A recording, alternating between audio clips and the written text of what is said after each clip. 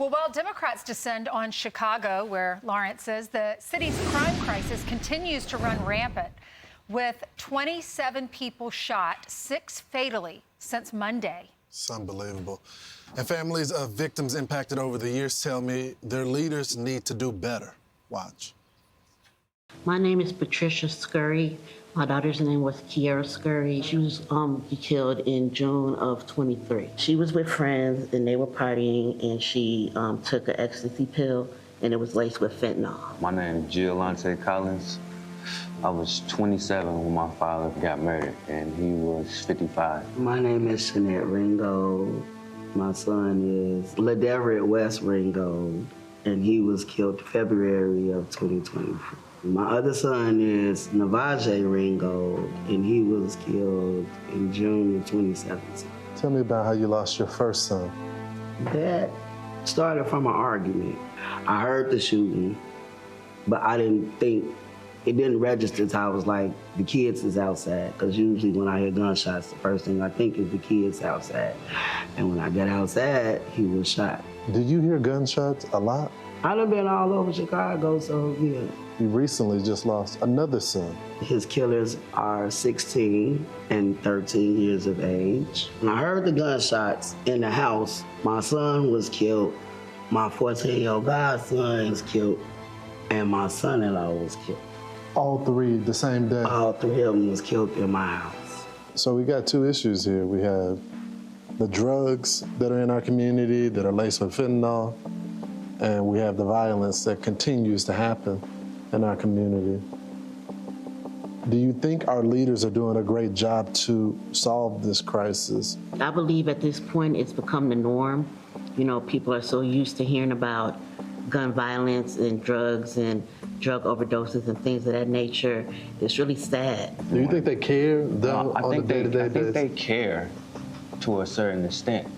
They would care more if they was here or what's happening to theirs. I know, like, the leaders is nothing. Kim Foxx, ugh. Well, let's talk about that.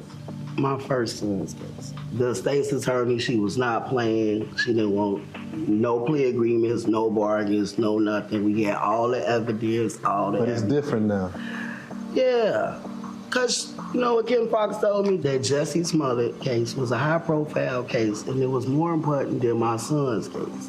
And she took the people off of my son's case and put them on a Jesse Smollett's case. Because the young man who killed my son, they gave him a plea agreement. There's a big convention happening on right now, the Democratic National Convention. How does it make you feel that they decide to step up to security and enforcement for 1 week? It's just for them.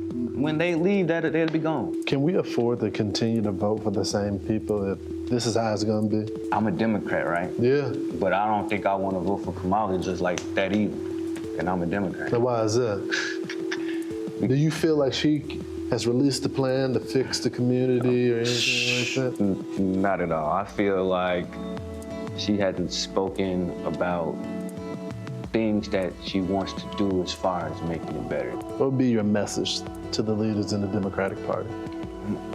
To actually do something for the community and not just speak on it. An 8-year-old lost his mom. I lost my daughter prematurely. So I would actually, you know, ask her to step her game up and please do more to keep these criminals, these drug dealers, and people that shoot guns off the streets, get them off the street and keep them off the streets. They don't know what this pain is until they have to go through that. It will always be a black and white. She gonna be a number and I'm gonna be a number. And that's not fair. You know, it's a general theme, whether it was the victims that we had earlier on the week or these families that we're talking to, that their kids are just numbers, that it's been normalized. When we get the headlines every week where it's 5 people killed, that's not normal. In a civil society, in America, that 5 people are just killed over the weekend, but it's become the norm in Chicago, guys. Hey, Lawrence, I'd love to ask you, you know, the promises and the failed promises of the Democratic Party for the black community is a half-a-century project, and yet continues to win the vote of the black community. As you sit there and you talk to those people in Chicago, and they lay out to you not just their problems, but their lives like this, what could any politician come in and do? like literally do, not promise, but say the young man that said to you, I'm a Democrat, but I'm not going to vote for them because they're not actually doing anything for the community. What do they want done for the community? Well, I think they want the pain to end. And I think, you know, there's been this narrative that the people within the community are anti-police. They're anti-corruption. They're not anti-cop. And I think if any candidate, first of all, Will, to your point, and we heard this in the barbershop yesterday, they want to see the candidates as well. There is this notion within Black America, especially in the community, that the Republicans don't get them because they don't see them. And I do think there is some truth to that critique. When you don't see someone, you don't know who they are. You don't speak the same language. But because deep down in the core of Black America, the value system is pretty much conservative. It's just not transitioned when it comes to the voting. So I think if they saw politicians say, look, I'm going to be anti-corruption, I'm going to make sure that you have good cops that walk the beat every single day in your community and keep your family safe, bring jobs back to your community, have a message of school choice. And I don't mean just a talking point of school choice, but exactly what does school choice mean? Meaning you don't have to go to a failing school in your zip code. Your kids deserve better. They deserve to read. I think if they present that message, there's a real shot. And the money follows the kids. And you get a YMCA in these areas, too.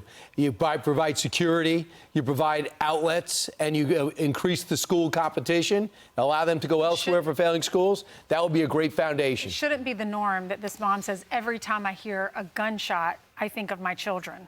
And so it's a regular thing in her neighborhood. And there's a lot of people who never hear a gunshot in this country. All right. Good job, Lawrence. I'm Steve Ducey. I'm Brian Kilmeade. And I'm Ainsley Earhart. And click here to subscribe to the Fox News YouTube page to catch our hottest interviews and most compelling analysis.